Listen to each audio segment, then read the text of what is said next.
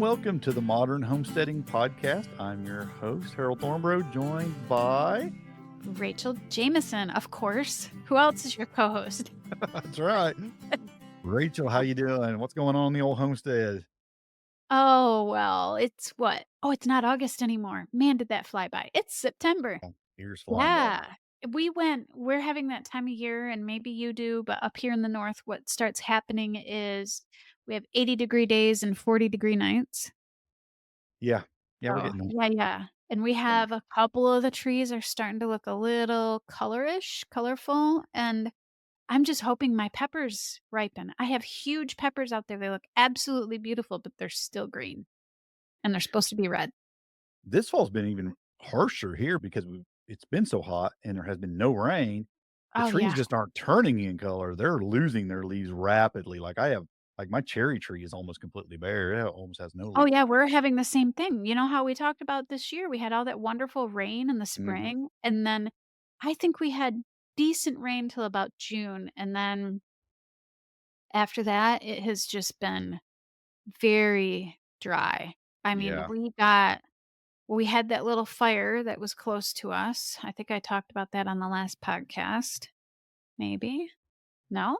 Oh, man, we had a fire that was really close to our property, our new house. Like, literally 2 homesteads over, if you wanna call them homesteads, they're bigger lots, so I guess I'll call them 2 homesteads over. There was maybe it was 3 or 4. Close enough that we were really nervous. Like, my husband was like, "Do we need to drive out there?" Nervous. And it Yeah. was 4 acres burned. Yeah, I remember 4 you or telling 5 me, like, the acres burned. workers had to stop working because of it on your house and stuff, didn't Yes, they? yeah. Yeah. So well, it wasn't so much that, it was we were supposed to be getting deliveries, and they had the road blocked off Mm. with like, the DNR had brought in bulldozers and stuff to bulldoze in case it got out of control, which thankfully it didn't, because we were worried they were gonna go through our property to do it, but they didn't have to. So anyways, it's been super dry, and we've been worried we were gonna have to go back to hand watering everything, but our ponds are dried up. Well, I don't even think you've mentioned the fact that you've made a lot of progress on the homestead. Which part? Like, My you've got first a house there apple now, right? or I don't think you even mentioned that the house is built. the house is. It is. It's when I say built, it's not we It's don't not have finished. power, we don't Yeah. have a well, there's a lot of plumbing and electrical that needs to be done yet, so we're still a ways from But actually the moving. the building is there, though. But the Yeah. building is there, the roof it's dried in. It's Yeah. dried in, like, the roof is on, the siding's on, the windows are in, I like, I've it's seen the dry. pictures, and I was just so excited for you. That basement is huge. I can't even It believe it that basement you have. it doesn't I mean, it isn't. Pictures make it look big. I think it's 1,300 square feet. So, yeah, it Yeah. feels huge because right Yeah. now what we have is our house is on a hill, like a pretty decent sized hill. So everything is like on a slope. So right now what we have is a Yeah. really small basement because we only have a basement under part of the house, and the major part of our house is on a crawl space. Uh-huh. So I'm excited to have all of this basement space because I've got sewing projects planned and craft projects planned, and I'll actually maybe have a space for it. Yeah, it looks great, but yeah, Yeah, so I'm really excited for it. you're also kinda reaping some rewards of the property already because 'cause you've been working on it a couple of years, so... So if you are a member in the Homestead Front Porch, or if you follow my very sporadic Facebook page, Rewilder Life, I posted our first apple. Mm. Like, we planted those trees Exciting. 3 years ago, and we have hand watered. I mean, it has been so much work. Everything was like hauling buckets, hauling water, pumping water out of ponds, and collecting brush to put under the trees to keep them Mhm. mulched because we have had no rain. We've had 2 years of drought, and now this summer we were doing good, and now we've got more drought. And so these were every weekend, what I did was went out and watered somewhere around 45 or 50 trees, all for 3 years. That's what we've done. So this first apple is like the $1,000,000 apple. Yeah, Like, but from here on out, it's just gonna golden, take off. delicious, beautiful, and it was Yeah. beautiful, and it was so yummy. It looked good, yeah, it looked like it was like a perfect apple, which you're not used to because at your old homestead, it's like these apples are diseased a little bit and They have a are. lot of I'm issues and... that's my biggest fear is it's okay, I don't wanna take the disease that's here over there. Right. But the biggest issue we have at this homestead is when we put in the apple trees, we didn't realize that cedar caused, Cedar rust. apple Yeah. rust, Yeah. and we have cedar tree our neighbor has cedar trees, Yeah. which we did not realize was an issue, so I'm super thankful we don't seem to have any of the cedar or juniper, which apparently also can cause issues with apple trees, so I'm Yeah. Yeah. hoping to keep these ones healthy. They have Well, been things are looking good. babied, so let's hope. I mean, and we've been battling Japanese beetles for 2 years. I think everybody's battled those things. Ugh. Yeah, I mean, I had a one year that was really bad, but I haven't seen him at all since, which is kinda crazy. They just haven't We migrated this had, way. I mean, which um it's great. I don't want them back. so last year they were really bad. I don't know, it was like a plague, and then this year we didn't have as many. I did put out traps, which I heard pheromone traps, which I heard can actually collect Yeah. them and it can be worse. So we put the pheromone traps way far away from the orchard. I've read about parasitic wasps and how those can be helpful, so I'm hoping our hopes are to just create that's permaculture, create this big, huge system on our property that creates a balance. I don't think that we're ever gonna get rid of all of the pests, and I'm okay with not getting rid of all the pests as long as there's a balance. Mhm. Yeah, I hear So, you. yeah, Yeah, that's what we're I working made that mistake with the, traps with the Japanese beetles because I you don't wanna use those if you have a small property because you Yeah, can't get the trap far enough away from your property. unless You you wanna wanna put the take trap on down at the neighborhood, yeah, yeah, go down park. to find a neighbor you don't like, Yeah, put it down their yard, and then draw them 'cause all down they there. No, I'm just do, kidding. and it was But crazy. yeah, oh, yeah. It's crazy. I put them up, and literally, they were hitting my hand trying to get at the trap when I put them up. I really didn't realize kinda how they worked. I didn't know how good they were, but I had stuck them behind my garage because there's an alley that runs behind my garage, and it was as far away from my garden as I could get, behind the garage, behind a building, and I put it up there, and I remember in just a weekend, that thing was almost full. Full. It's yeah, and then they Uh, start to it's kinda gross. They're, like, all nasty and fermenting, but yeah, it's I put crazy. those in the compost. Actually, I need to take those down and put compost them because apparently they have chitin in them, which is, like, what shrimp shells and everything have, and they're actually good if you compost them. So Really. I'm gonna toss them in the compost. Sure. Yep. Yeah, that's great, great plan. So, yeah, you've got a lot going on up there. Yeah, You and got now fencing. the fencing begins. Like, I think for the rest of my life, if anybody wants to get me any gift, they can just send me money for fencing because I think that's gonna be, like, yeah, nonstop. Fencing and yeah, That's an expensive infrastructure when you start adding up because I mean, it's the thing that you're putting a lot of it in. It just costs a lot of money, takes a lot of time. It's a big job. Fencing is big. yeah. Well, even if you're on even here on my small suburban lot, we get deer here. Mhm.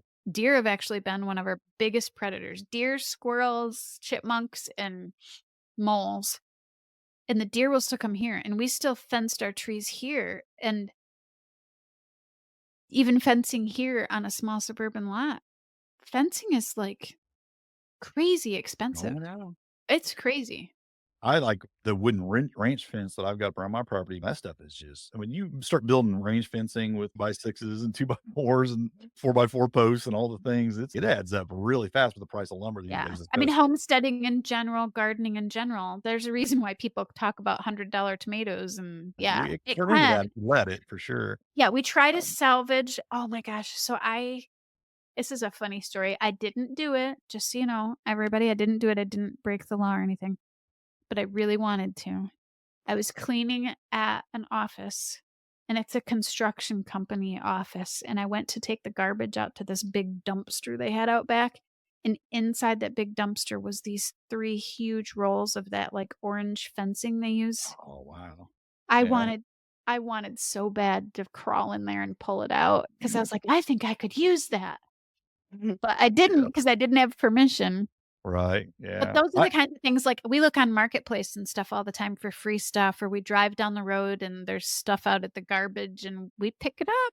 I see where I work, I see stuff go in the dumpster all the time. I'm like, "Oh, I wish I had that." We're not allowed to take it, so it's I'd take that in a minute. We're dumpster diving. The thing I'm not is above it. probably I'm not if I above woulda it. contacted the owner, they probably woulda told me to take it, but Yeah.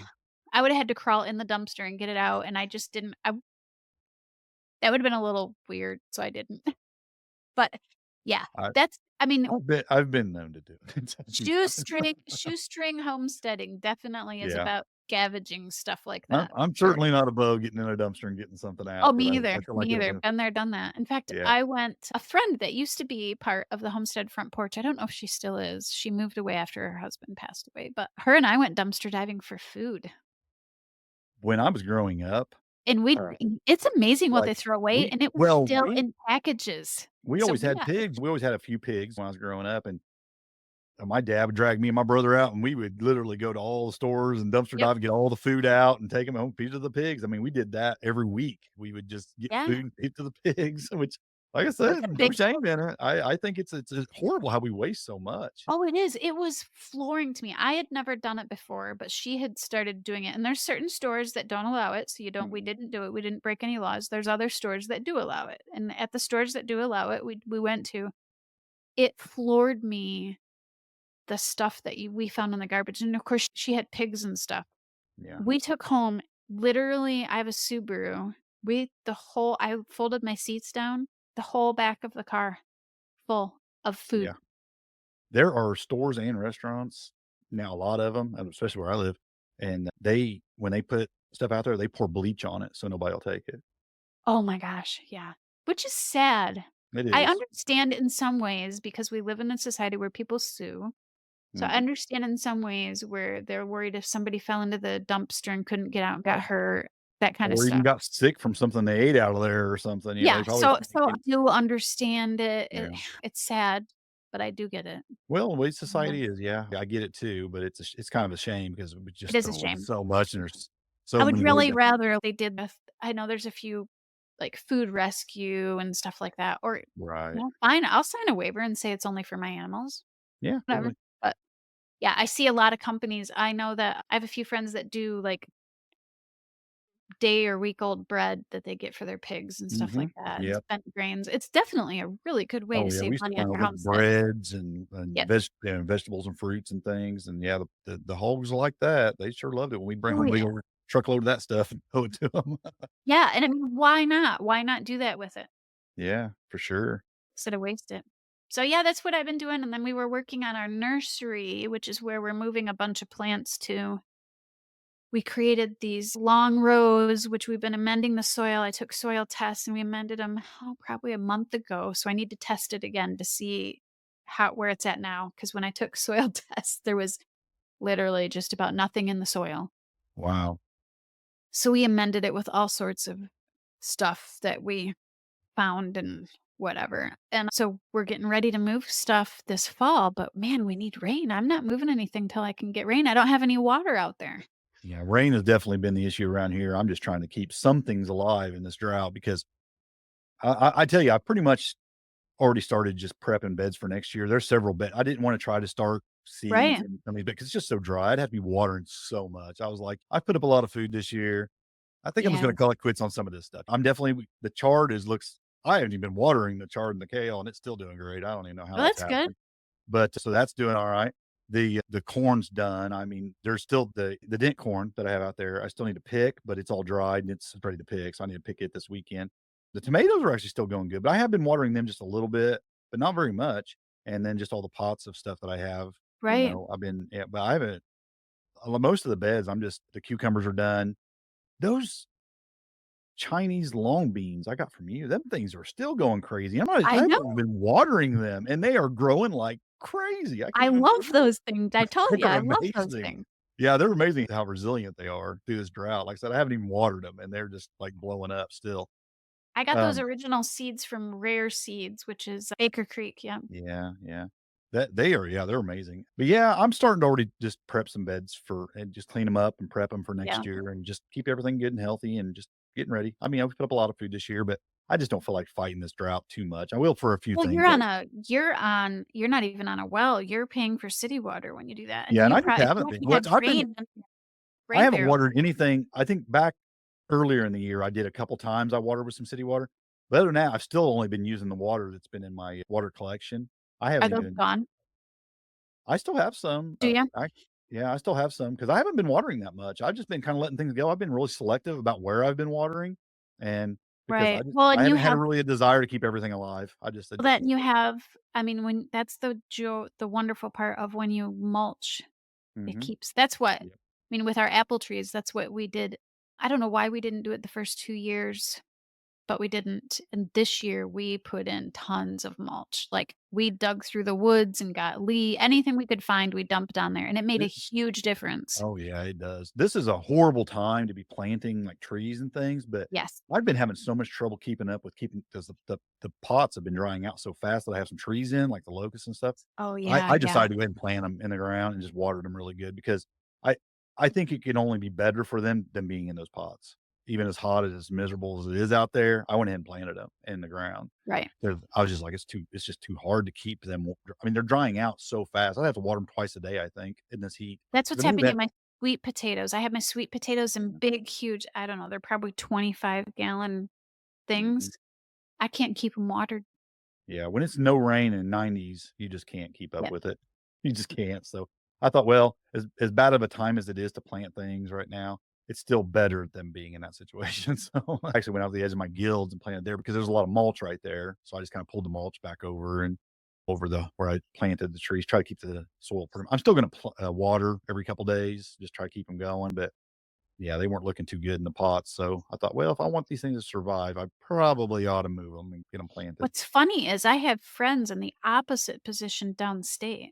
So all the rain has been blowing over us and hitting the Mhm. thumb area. We live much further north than the thumb area, but the thumb area of Michigan, they've gotten just nailed with tons and tons of rain, and I'm like, "Send it this way." But Well, yep. I suppose we ought to jump into our topic here for the Yeah. day, and we were thought talking about maybe a bunch of ways to make money on a small homestead. We just kind of brain dumped on this, thought, well, what can we think of? And in my mind, I was thinking like an acre or less, like Yeah. from a city Small lot, maybe an acre at the most, and ways you could make money. Because we're not going to talk about like raising large livestock or like grain crops or anything like that, big things, just smaller things we make usually smaller amounts of money, but several ways that you could do that. What I do want to avoid though is the thinking that if you can't make money, it isn't worth it because right. I feel like homesteading, for me, making the money on a homestead is very secondary or maybe even on down the line. It's really, I think when I think of return on investment, I don't just think of money. I think Right. about It's your the health health. Yeah. benefits. I think about even the joy of gardening. I think about so many things, so many, just even saving money. I think Oh, that's a yeah. big return on investment. Yeah, I think if you Um, could add the saving money to the green side of that and think of that almost as yeah, making money, yeah. I would have to say that's probably where I have made my most money. Most of yeah, my money is by saving money because absolutely. I'll be honest, I haven't really sold that much off my homestead. I'm considering doing it now, but it's Mhm. been so little. I've sold a few herbs here and there and a few plants and a few seeds, but for the Yeah. most part, it's mostly been about health and saving money. Yeah, me too. And I think that it's a good thing. I mean, I think it's a great thing if you can actually turn a profit, but yeah, you're right. Saving money is Mhm. actually worth more than making money because a penny saved is way more than a penny earned because of taxes Exactly. and Exactly. other things. So it's actually the better way to make money if you're making money elsewhere is just to save money with your garden and your livestock or whatever. Several ways we're going to talk about today. But there are a bunch of ways you can make money. I've made money in several ways from my homestead over the years, and you have made some too. And a lot of homestead that I actually know homesteaders that are on lots, even city lots or even just slightly larger, that are making full-time incomes from Yeah, their I home. do too. I do And too. that's amazing, and you can do it. Yeah. Yeah. If you really want to. I mean, there's some people don't have any desire to do that, and that's okay too. So, But I yeah. absolutely think it's very realistic for really any homesteader to make some money from their homestead. Yes. If nothing else, it is reinvestment money into your homestead. Buy your seeds and buy your starter livestock with and buy your trees with and things like that. And I would admit that most of the money I've made from my homestead, I have just reinvested back into my homestead. Like buying expensive fencing, right, Rachel? Sometimes it costs a lot. So you want to make some money to buy that fencing. Yeah. Um, but some of these are, I mean, I think anybody would think of right off the top of their heads. Maybe some of them we go a little bit deeper, maybe things you didn't think of. So yeah, I just want to talk about some of these ways. And I think the most obvious way, and probably the one that most people think of when they think about making money from a homestead is market gardening.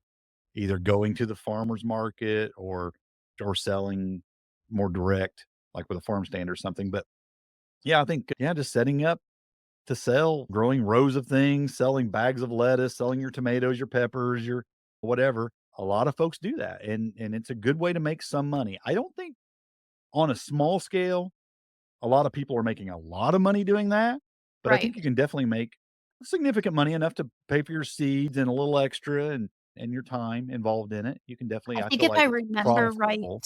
so one of the things that I have read and watched a lot of videos on is salad greens make the most money. You can make quite a bit of money and fit quite a bit of product into just like a 4 by 8 salad green bed.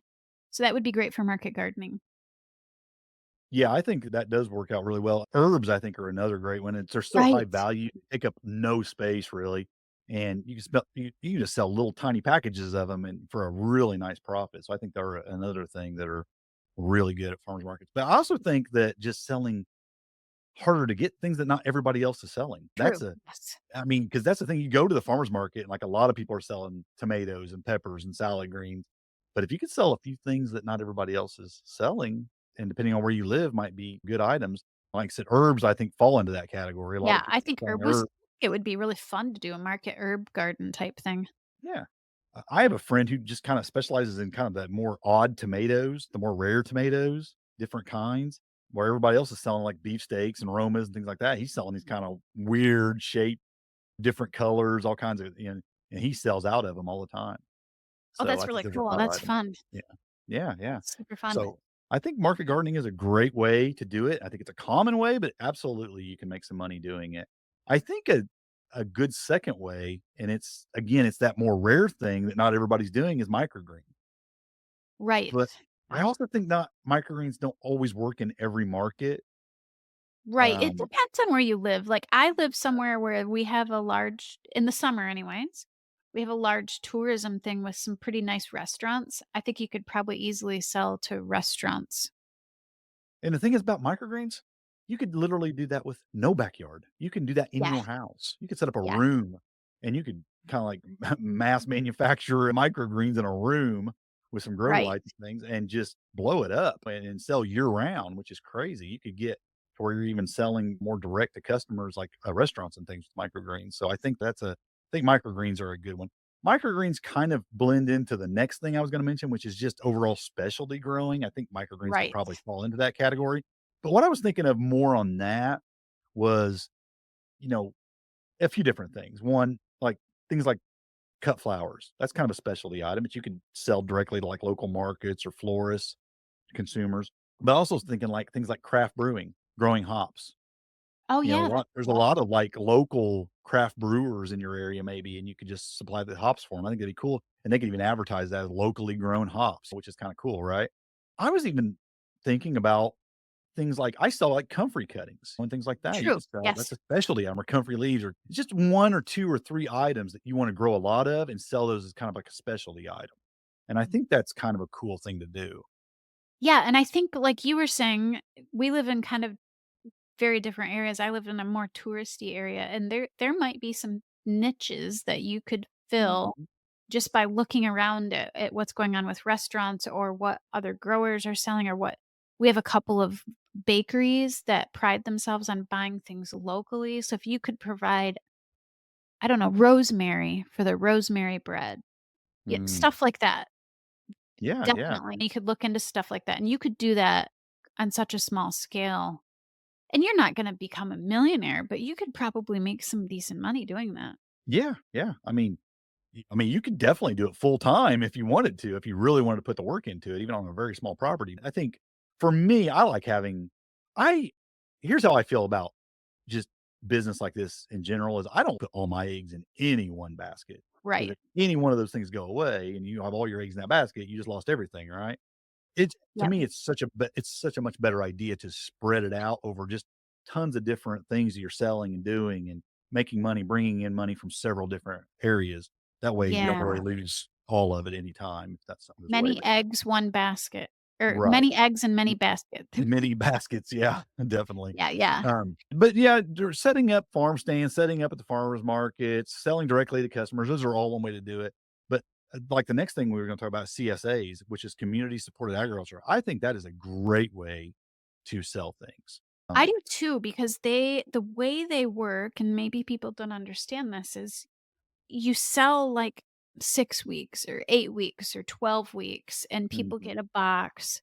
You could sell a month worth, but it could be anything in the box. I was actually considering doing this with baked goods and gluten-free baked goods because we live where we live, there's a market for gluten-free, but there's only one place that provides gluten-free baked goods, and they don't provide what I was thinking about providing. So I considered doing like a CSA or doing some gluten-free baked goods. So you can do a mhm, CSA with bread, or you could have multiple things in the box too. A lot of people will put eggs in there with vegetables mhm.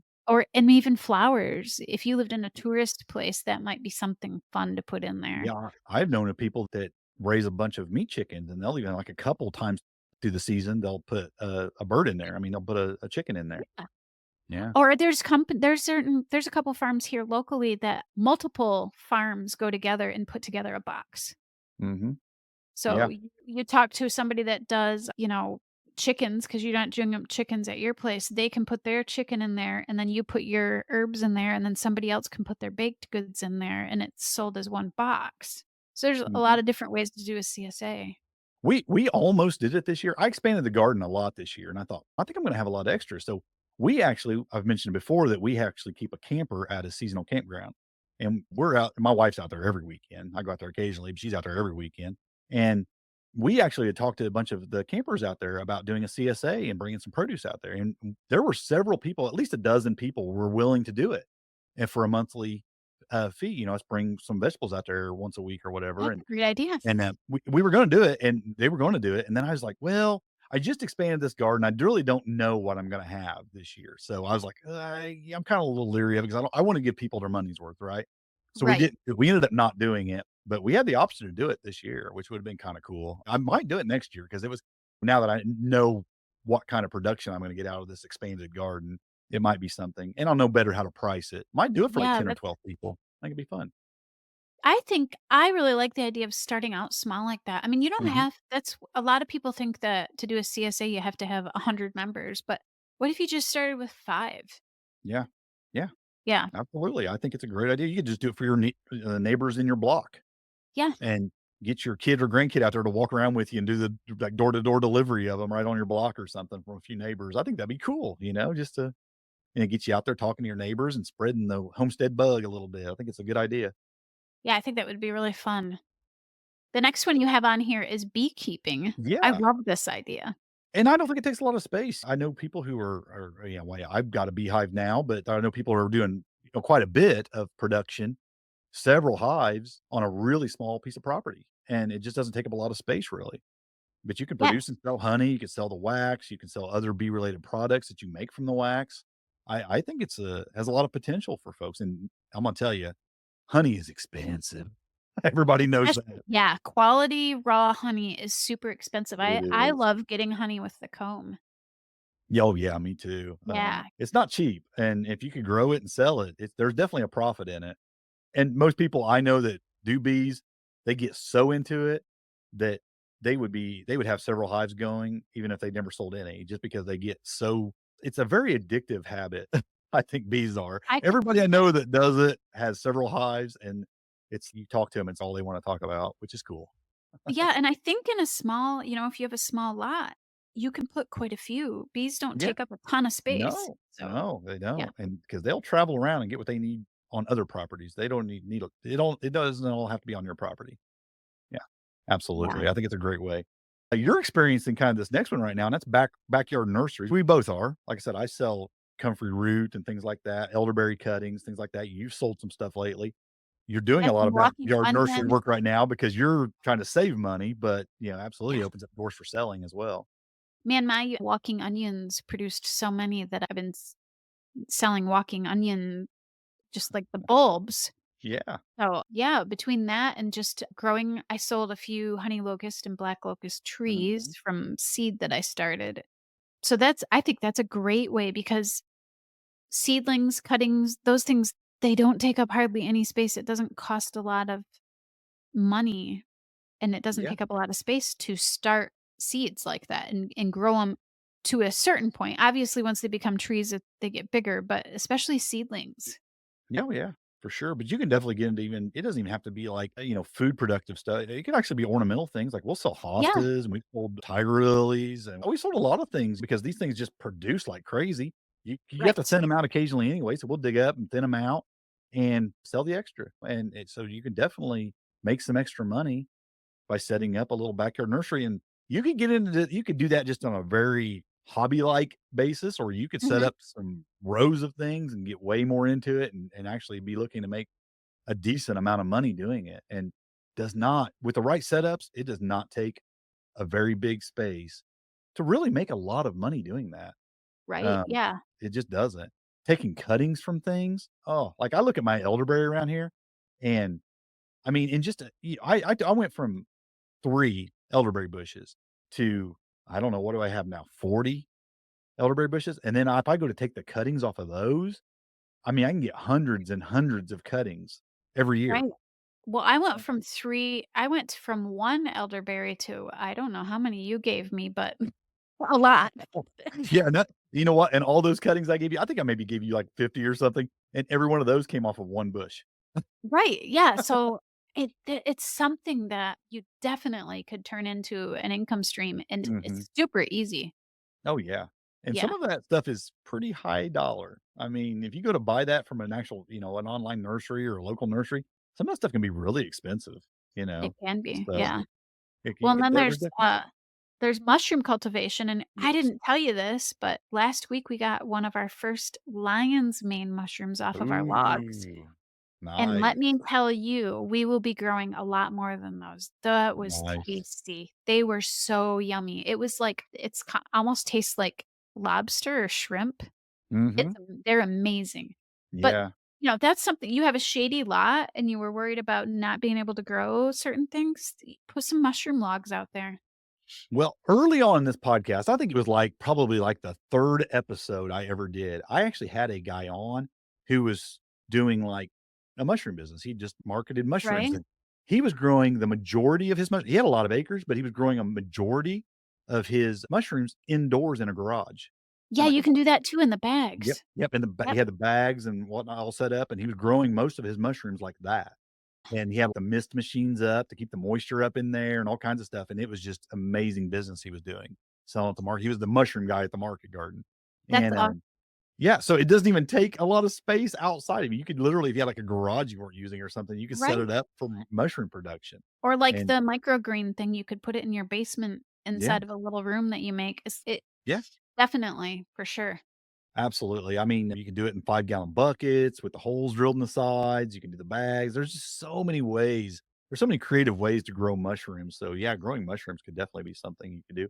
Oh, and then the other another one that everybody kinda knows about, but I think a lot of people think you really don't make a lot of money doing it, and you probably don't, and that's egg production. You can sell chicken eggs, and Right. you know what? If you can just cover your feed costs on that, it can really be worth it. It can be. I mean, there are people, if they market it well, you can make some decent money on them. I mean, when I sold my eggs, it was basically $3 a dozen or whatever just to get money back, but depending on where you sell them and what they are, Yeah. there's people that actually sell. I mean, you go to our farmers market and chicken eggs are anywhere between 7 and $9 a dozen. Duck eggs are Wow. 10 to $12 a dozen. Really? That much? Yes. Yeah, Yeah. I think when you get into the specialty eggs like ducks and quail and things like Yep. that, I think they even you can because not everybody's selling those, of course, so, I mean, I think you could definitely sell them easier. I don't know that you'd make a lot more Yeah, and profit, depending on what but you feed them, you might be able yeah, to make a little more if you say that you're doing non-GMO, or there's certain ones that have, mhm. soy-free, corn-free, Soy-free, I think it's big that right kinda now. Yep. Yeah. Yeah, so there's money in it. A lot of people are doing it, but I think there's still money to be made in it for sure. Just I think dealing with small livestock. You're on a small acreage or city lot even, you can raise and sell small animals like rabbits or quail or just I think the better money is not selling them for meat, but to sell them to other people looking to get into breeding stock. So you end up buying some Yeah. higher end quality animals, breed them for breeding stock. and sell the breeding stock. You could get into selling, like, hatching eggs and selling baby chicks, like ducklings and goslings and baby quail and things like that, but, yeah, I think that's where more of the money could be made rather than trying to raise them to sell the livestock for meat. I mean, there's money in that, but Yeah. I think, again, you start getting into larger spaces that's required when you start doing that, where selling breeding stock, you can sell like, there's some rabbits that are very high dollar, and you can make hundreds of dollars on one set of breeding stock for rabbits. So, yeah, I think there's money in that. I've often thought that you could sell baby chicks that were just about to their laying, so if you sold them at, like, 20 weeks Mhm. around here, people are selling baby chicks that are that age for about 25 or $30 a chicken. Yeah. So, if you I don't know, depending on where you live and your circumstances, if you could even raise if you raised extra 20, if mama sat on extra 20, it depends on where you're at. Some places only allow you a couple of chickens, but Yeah. it's a possibility that you could do this if you don't have those restrictions. But I think I think rabbits are great. yeah, this might be a good place to mention that you can't do all these things everywhere, especially if you're in a town. There Right. are or what state you're even in, because there are regulations. You might be able to raise small livestock. I did wanna mention cottage laws, though. We were talking a lot about selling things out Yes. of your house. We didn't mention it even back here in CSA, but a lot of people do, like, breads and things. We could make breads and sell your Yep. breads and selling your vegetables from your yard and stuff, setting farm stands, but a lot of states have what's called the cottage laws, which allows you to do that, but not every place has that. And some states have it, Right. but it's a county by county basis or a town by town basis. So you just have to know your regulations for your state, your Right. county, your Yes. city, because all that could make a big difference on what you actually can do. So be aware Yeah. of that. I guess we Yeah. probably should have mentioned that at the very We beginning. probably should have. That's what I would do gluten-free under is the cottage food law that we have here in Yeah. Michigan. And I forget the restrictions, but it's up to a certain amount, and there's certain things that you can't do, like I couldn't can meat and sell it. Yeah, we're But gonna because I baked wanted goods to I think definitely. we're gonna be talking about the value added products here in a minute, so it definitely would a lot of that stuff doesn't fall under cottage Yeah, laws. and So a yeah, lot of the cottage food laws, it's really easy to look up. You can find that within your state. It's pretty easy to mhm. find the Yeah, you can information. usually just Google, like, cottage food laws, Indiana or Yeah. got it or in Michigan or whatever, and you can find, yeah, that documentation pretty easy. Yep.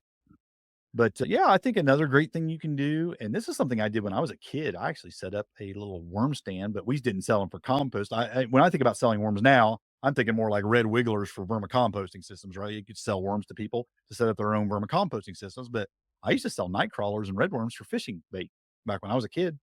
Used to so we had a little refrigerator out in our garage, and I get some styrofoam cups, and I kept when we lived pretty close to a lake, and I would sell worms for that. But you could still do that. You could have worm beds for all kinds of stuff, fishing or composting or whatever. I think it's a Yeah, great little profit maker.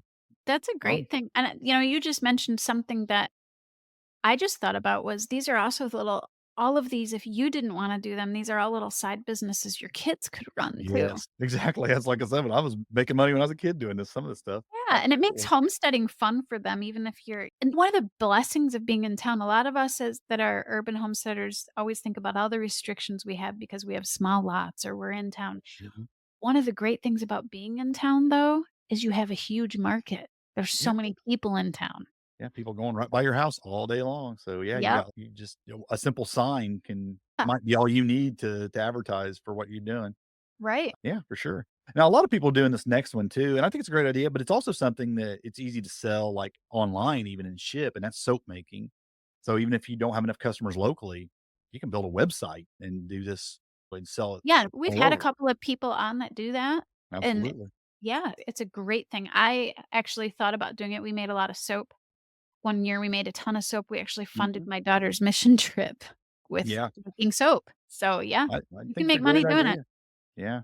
But and it's fun. You can get all different kinds. You can grow your own Yep. herbs and natural ingredients to put in them, which even makes them more unique and rare and worth more money and a lot more profit in them. And yeah, you can have a lot of fun. And people who really get into that, you can find some just beautiful soaps, and they'll package them up really nice and tie them with some string and make them look just really cool. And it really helps sell them too, for sure. Well, that's But next thing you talked that's on here is value added products, which we kind of already talked about the cottage food laws. So, mhm. when it comes to using some of these, making the herb infused oils and vinegars and fermented foods, you're obviously gonna wanna check with those, but Those are Yeah. things you can do. I mean, it's super easy to grow the herbs and then make oils and vinegars, and what a cool product to have that Yeah. coming off of your land. And I'm gonna tell you, Um, if you can set up, if you can, if you have certain licenses that allow you to sell these things at even farmers markets in some areas and whatnot. So, I mean, if you're the guy that are selling the fermented foods and the urban fused oils and vigors, and like I said, the jellies and jams and pickles and all that stuff, if you're that person, you're doing stuff that not everybody else is doing. So it's a lot easier to right, sell. yeah. Well, and you Yeah. can grow small amounts of fruits too and make fruit vinegars, not just herb Hmm. vinegars. I mean, you have all those. Absolutely. I have apples, you have pears and cherries and everything. I mean, you could make some Mhm. really beautiful products to Yeah. take to the market or put in a CSA or sell online, whatever. Absolutely. Absolutely. But the biggest hurdle with a lot of this stuff is not doing it. It's jumping through the regulation Yes, hurdles, yes. figuring all that out. Sometimes that's the most difficult part of all this stuff. But once you get past that, then there is good money in it. And sometimes this is not a great way because I don't like the regulations and I don't like how difficult they make it. But let's just focus on the positive of that. Yeah. One of the positives of that is that because there's a little bit of a hurdle, if you're the one willing to go through the hurdles to do it and not everybody else is, well, that makes it so you don't have as much competition, right?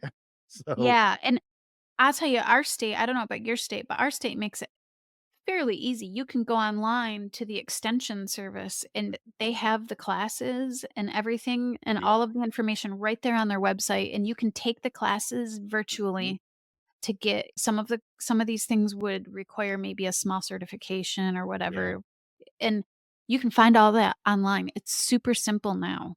Yep, it'll cost you a few bucks to take an Yep, online class or whatever and get your certification in a lot of states. And like I said, every state's different on that. You just have to they check all with are, your state and figure out how that works. But yeah, it's not that difficult, I don't think, in most places. Some places probably make it way more difficult than others, I'm sure. probably. I think the next one is one that falls, in that area, but I know folks that are doing this, and they make some really good money. I know a couple people that are full-time in this, and that's just selling herbal teas, like these tea blends and things, these dried herb teas. So much money in it if you're good at it and you're growing the right stuff. It's a really Yeah. profitable business. So this is another one that I've considered doing because number 1, I love to grow herbs, and number 2, there's an herb place downtown. There's a tea place downtown that has tons and tons of variety, and I always love Mhm. them, and they smell amazing. Yeah. However, for me, every one of their little baggies say that they're contaminated with wheat. Oh, so you make your Yeah. own, So sell I've stuff. thought to myself, Yeah. well, here's my other gluten-free niche for people with food allergies and stuff like Yeah. that. So if you're like me and you sometimes get frustrated with your food limitations, that can actually be a niche market because you understand it better than anybody else. Yep. And you can do Absolutely. that. And my house is 100% gluten-free, so I could use my kitchen under cottage food laws and obviously making sure I do all the right things, but don't think that because somebody else is doing it, you can't find a niche to still do this. Yeah, Yeah. absolutely, yeah, there you just narrow it down a little bit, and it's you always think maybe, well, by niching down, you're eliminating so much of the customer pool, but it really doesn't work like that. It really doesn't Right. work like that. It will actually bring customers to you that would have never, that the other people could never sell to, so, I mean, it's just it actually opens up doors in many cases, rather Yeah, it than just can. close them. Yeah. And I think a lot of times people want I know that sometimes people think, well, the economy is a little bit rough right now and could get rougher, and they worry about people not wanting to spend money, but I do think that people still spend money on little treats here and there and things like tea or homemade bread or some special herbs or some special vinegars. It makes dinner special, so I think people still buy stuff like that. Rachel, it's funny you're saying this because what I notice about Americans in general, and I'm a proud American, but what I mostly notice about Americans is no matter how bad it gets, most will not be denied their things.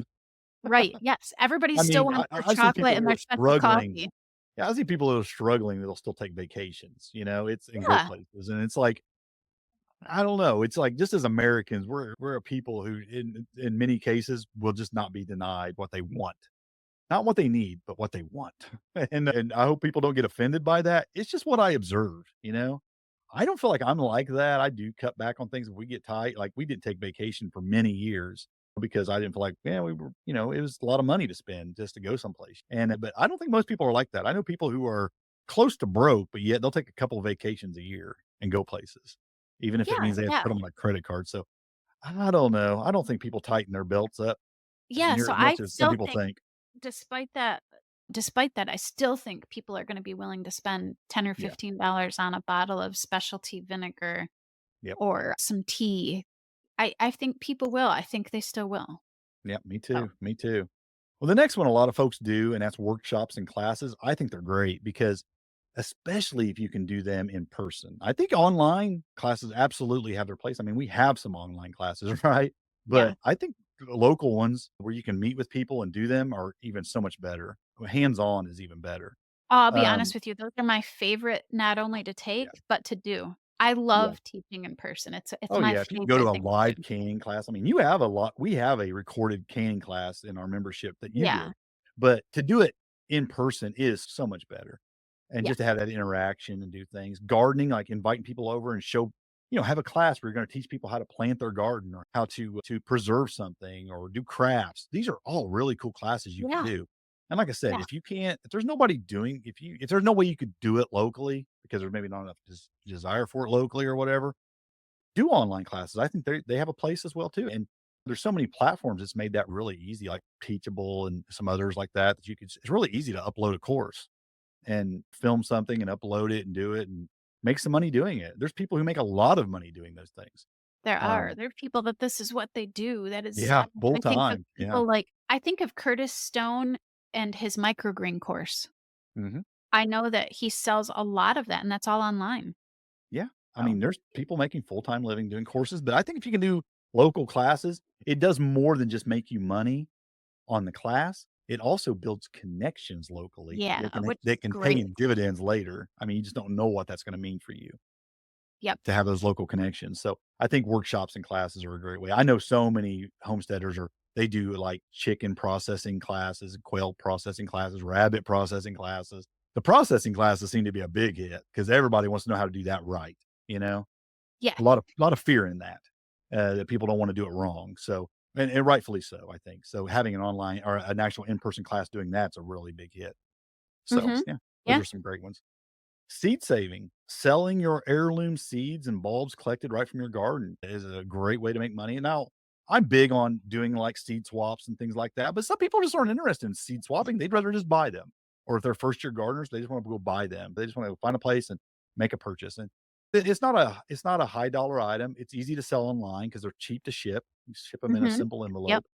But I think seed saving is a way you can definitely make a few bucks. You could probably easily make enough to at least pay for the seeds for your garden on the things you're wanting to add on that you don't already save seeds for. Yeah, I think so. I mean, I think of things like for me, one of the things that I have sold is garlic, elephant garlic, especially. And you can grow a pretty decent stash and sell garlic bulbs either for them to grow themselves or just for them to consume. Yeah, So, yeah, I yeah, think there are some things that you could definitely sell, yeah, that would be easier to sell and worth a lot more money. 'Cause seeds you don't make a lot of money per packet of seeds, but you don't invest anything really either. It's just a little bit of your right. time and a little tiny packet that costs a couple pennies. And the shipping is like, if you did have to mail them, they're not expensive. I mean, a stamp, you can mail up a packet of seeds. So it's a low overhead, but it's not a lot of money that you're gonna make profit-wise, but, it can definitely bring in a little bit of money, unless you're doing it big time. I mean, we look at M.I. Gardner. He's built in Right. his Yeah, yeah. livelihood doing it, right? If you wanna get larger scale, you can, but you can actually just make a little bit of money selling a few seeds here and there. Yeah, I mean, you think about how much when you pull a cucumber out of the garden or a tomato or a poppy. I was just going through I was just saving seeds myself and putting them in packets today this morning actually and yesterday. Mhm. And one tomato, there's just so many seeds there. One cucumber, one poppy, Yeah. the kind of poppies I have a couple different kinds. The one you use the seed. It's not a perennial, but it will self-seed itself. Mhm. There's thousands of seeds in that one little poppy, and then in a tomato, there's what, I mean, 100? There's a Yeah. lot of seeds there, and you could easily turn into something. Might not be enough to make you really rich, but it might be enough to provide the money to fund next year's garden or Yeah, fencing. absolutely. I even find the next thing even easier to do that with, and that's actually seedling sales. Yeah. Go ahead and be that person who starts those seeds really early and have a little grow tent set up and start a bunch of tomatoes, way more than you're gonna plant. Start a bunch of cucumbers and peppers and all the things that Yeah. people are looking to buy when it's time to actually put the stuff in the ground, and they didn't start any seeds, but they're looking for a good deal. Well, you can go to the big box stores and buy them, but they cost a lot of money. You can spend hundreds of dollars buying enough plants to put all these plants in your garden, and you can sell them at half that price and still make a great profit. I You know know somebody that does this, but they do it a little bit different with a little bit twist on it. They actually sell pots. They sell, I think she said it was 5-gallon pots. And in the 5-gallon pots, she would plant 2 different kinds. One would be lettuce kinds, varieties, and then the other one would be herbs, and she would Mhm. sell those as live to people, and they would come and get those pots, and they would grow them all summer on their deck and eat off of them. There you go. I mean, all kinds of ways you could do this kinda like differently, but I think there's good money in it, and it's fun because I don't know about you, but I always start way more plants than I'm actually can fit in my garden. Me too. Always. Every gardener I know does that, that seed starts. I mean, they always start plant way more. I mean, I've actually just set them out here. I got this little wall by a sidewalk in front of my house. And I've actually just taken my extra stuff and just planted them in cups and just set them out there for free and just give them away because you have so many that you can't even plant. But why not Yep. sell those? I mean, especially things like Facebook Marketplace and things like that make it a lot easier to sell stuff like that, even if locally. You could post them on there and say, I have a bunch of extra stuff. If, selling cheap, come get them. And folks will buy those. They're always looking to save a little money. And like I said, they can run down to Walmart and buy them, but you could sell them for half that price and still make a profit. Yeah, I mean, if you're still working a job like my husband and I are, I mean, you could take sign-up sheets to work and have Mhm. people sign up to get a couple of tomatoes and a couple of cucumbers. Yeah. There's just numerous ways to do this. Yeah, It's a there's a lot of great folks out way. there that aren't quite as crazy as you and I, that they're more hobby gardeners. They plant like a just one little 4 by 8 bed. They don't need to start a whole tray of tomato seeds, to get their couple plants. They just need a couple of each, right? And Yeah, those right. folks would be willing to buy from you. Absolutely. Yep. This next one I really love because I've always wanted to do it, but I haven't done it yet. But crafts like wreath making. Yeah, I Um, love that. Yeah, my there's good money in sister-in-law that too. Yeah. Yeah, my sister-in-law makes wreaths and sells them on Etsy. Now, Mhm. hers are not anything with live plants or anything like that or dried plants. Hers are your typical craft wreaths, but they're Mhm. beautiful, and she's making a pretty good income. She's selling them on Etsy, but I love this idea. I love the idea of doing like a dried herb wreath where somebody Yeah. hangs it in their kitchen and uses it. I think that is just the coolest idea. Yeah, but if you're growing things like, say, hazelnut or willow or even grapevines and things like that, you can take those cuttings from those because you always have to prune those back anyway. You could take those cuttings and you can make the wreath even out of those and then decorate it with flowers and herbs and things like that, even make it more of a sustainable thing from your property where you're not really buying anything. Yeah, I love that idea. I think Yeah. that would just be so beautiful. And It'd be crafts really goes way further. I mean, you could get into like leather craft work Oh, yeah, and yeah. I mean, there's so many ways you go. I mean, wood, well, I actually separated woodcraft products here on Yeah, another you did 'cause area, you but there's a lot yeah. of areas you go into. It leads us into like textile products. Like maybe Oh, you're into like sewing or making quilts and crochet and knitted items and things like that. There's a market for that. I mean, there's lots of people doing that and making some decent money. yeah, I mean, I think of, like, whenever I go to a craft show, you see a lot of people make a lot of these knitted and crocheted Mhm. washcloths and scrubbies. There is a market for that, and And you see little I decorative love things seeing those. too that people make. It's really cool. I mean, just all kinds of cool stuff that out there like that. Not my thing. It's not something I'm gonna be doing, but yeah, I know a lot of folks that are really into that, and why not make some money doing it if you love doing it? Yeah, Woodcraft products. I mean, making wood crafts, making things, it could be as simple as like carving spoons out of the cuttings you took from your tree, right? Or something like that. right? It could go further. Like I have a laser engraver. I could take wood products and laser engrave things on them and sell those. Or it could be all kinds of decor you're making to decorate a kitchen or a living room in at someone's house. Those things sell. People I know buy those things like somebody that, crazy. I know somebody that takes old trees, so say grandma and grandpa's farm was sold or grandma and grandpa passed Mhm. away and you had to sell their house, and they take old trees and they turn them into bowls, and then the family gets Yep. bowls. So I have a bowl that somebody made me that they turned on their Lathe. lathe that they Yeah. had in their garage, and he's actually a homesteader, but that's one of the side things that he does is he makes these bowls, and sometimes people bring him wood that was from grandma's tree. That's a really cool, fun thing to do, and you can also ship that. Yeah, absolutely. I mean, this stuff you could sell locally or online, or you can set up at markets and sell this stuff. It's a great idea. I think, and if you're in the carving, you could do whittled stuff, carves things. I mean, there's just so many ways to do that and so many different craft products when it comes to wood products that it's whatever your heart desires really in that area and what you like to do. And there's some decent money in it. There's some beautiful stuff out there. I've seen folks share some things they've made in our Homestead Front Porch Facebook group for sale that they've tried to sell and online and Yeah. stuff. And I mean, just some beautiful products. I mean, there's so many good ideas out there. I think the next one's a good idea too. You gotta be careful. I'm gonna say this, Yes. herbal remedies is the next one. You gotta be careful how you market that. 'Cause Right, you could you might literally go wanna to yeah. jail for marketing that wrong and Yes, and making people claims have. for things. People have went to jail for saying things Yeah. about products that you just can't say.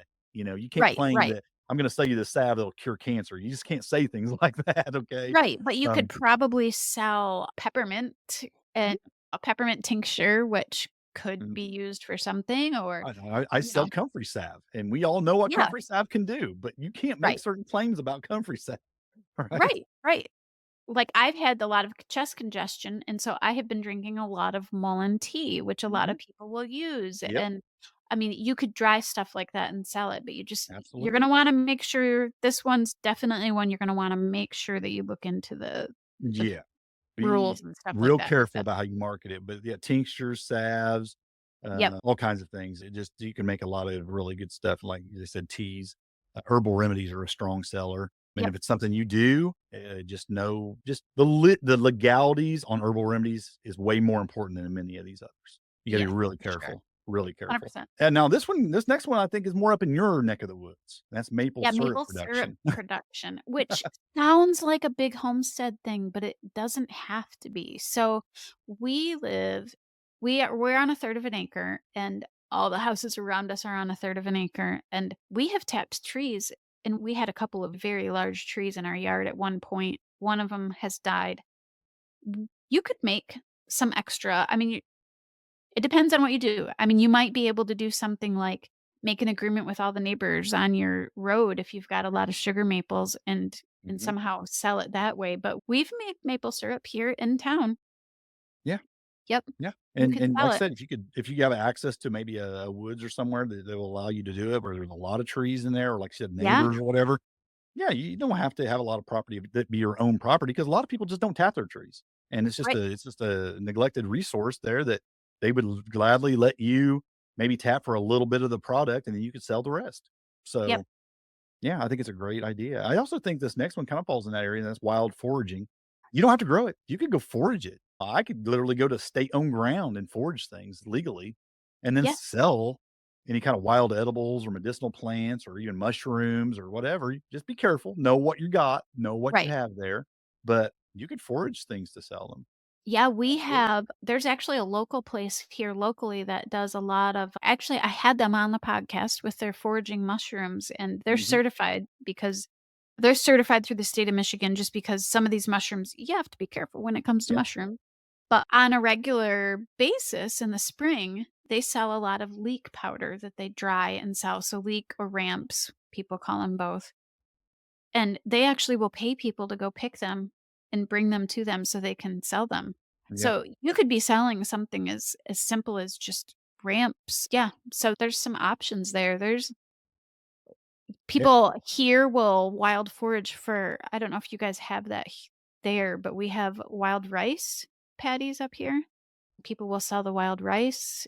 We've there's lots of options, lots and lots of options. Every spring on Facebook Marketplace, I will see people selling morel mushrooms for just Yes. Oh, ungodly amounts of money. I yeah. mean, it's Yeah. crazy how much they'll ask for them, and people will buy them because they're so valuable, and just yeah, it's amazing what you can make profit-wise on them. It's not something you probably do year-round, obviously, but when the Right. opportunity arises and now it'd be hard for me to ever sell any because if I found a big batch, I just wanna freeze them all and keep them, right? Exactly, we just eat But ours, they're not worth they're selling. selling them for $80, $100 a pound. I mean, Oh, I it's guess I see crazy. why they're selling them for that. Right. Crazy.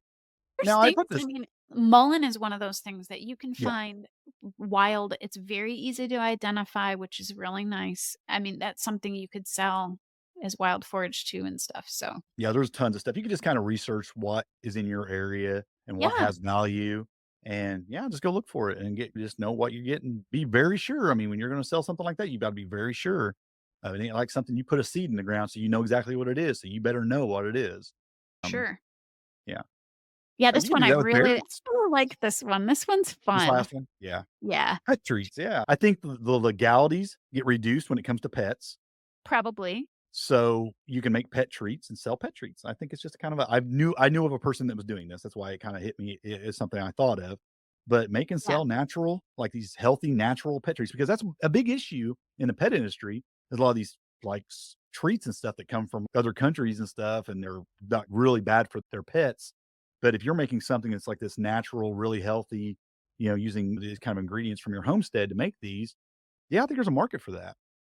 Yeah, and one of the things I also you could do with this too is, like, you could do freeze-dried pet treats, like Mhm. freeze-dried chunks of liver. I see those and stuff all the time, and I do think that the what do you call it? The rules around a lot of this stuff is a little bit more lax, but you're gonna wanna It check is. with again, with your state and stuff like that on how that works, but I love the idea of the pet treats. I think kids would especially like doing this one. I actually know folks, and might be a little step further, but there are people who raise animals just for animal feed. Like, they raise rabbits for dog feed, Yes. and they sell them as dog food. We've actually thought about doing that. They will raise things like mice for reptile food. Oh, yeah. There's Yes. people who do that. I mean, there's a whole market for that, and it doesn't take up a lot of Yeah. space. It's money that you could definitely make on your homestead if you're into that kind of thing. So, yeah, that was kind of a last thing we threw in. There This was a brain dump of just like, well, okay, what can we quickly think of here of a few ways? I think there's 23, 24 things here we just mentioned. Quick, there's hundreds of ways. It Oh, doesn't yeah. require a lot of land to make money. But these were just a few things we just dumped out there just quickly. Thoughts of ways you could just, even if you're on a city lot, you could use a lot of these. You could pick one of these, you could pick 3 or 4 of these, you could pick 10 or 20 of these things and just have a real big diversity of income. But yeah, you don't need a lot of land to make some money from your homestead. Homesteaders are just so incredibly inventive. I love it. I see so many out there that are doing a bunch of different things, the many eggs and many baskets thing to Yes, bring money into the homestead, and I absolutely. just love it, and the sky is the limit. You don't have to have large acreage and sell quarter cows or steak. You can Mhm. sell a lot of this stuff even on a small homestead, even probably from an apartment. And I think it's So important to bring it up again that you don't have to, and it's right. still worth homesteading. Homesteading does not have to be this money-making venture. It can be, all about there's a man, there's so many reasons to homestead, and money can be one of them. You could do it because I Yeah. wanna make a living doing it. You could say that, and that could be one of your reasons, "I wanna homestead." It doesn't have to be. It could strictly be because of health, enjoyment, saving money. There's preparedness. There's so Yep. many reasons to homestead. So many good reasons to homestead. I think But there's more reasons to homestead than to not homestead, but that's I'm a little right. biased. Me too, me too. But I think making money is a legitimate reason, and it's fine if that's one of your goals and one of the reasons you wanna do it. And I hope we've given you a few ideas on ways you could do that. Yeah, I hope so. So, you have anything else to add, Rachel? I think that's it. I think this is a pretty good list. I hope people enjoy it, and I hope that if you decide to do one of these, that you share with us that you were inspired. That would be fun. Yeah, do that. That'd be fun. Yeah. I would love to hear that encourage somebody to say, "You know what? I hadn't thought about that until just now. I think I will try that next year or this winter or whatever," you know? And, Yeah, yeah, try it like a goal to make a few bucks. I love hearing success stories. I Yeah, me love seeing people just expand their knowledge and grow in their homesteading adventure. I just love that. yeah, me too. Well, with that, I guess until next week, happy homesteading. God bless. And grow where you're planted.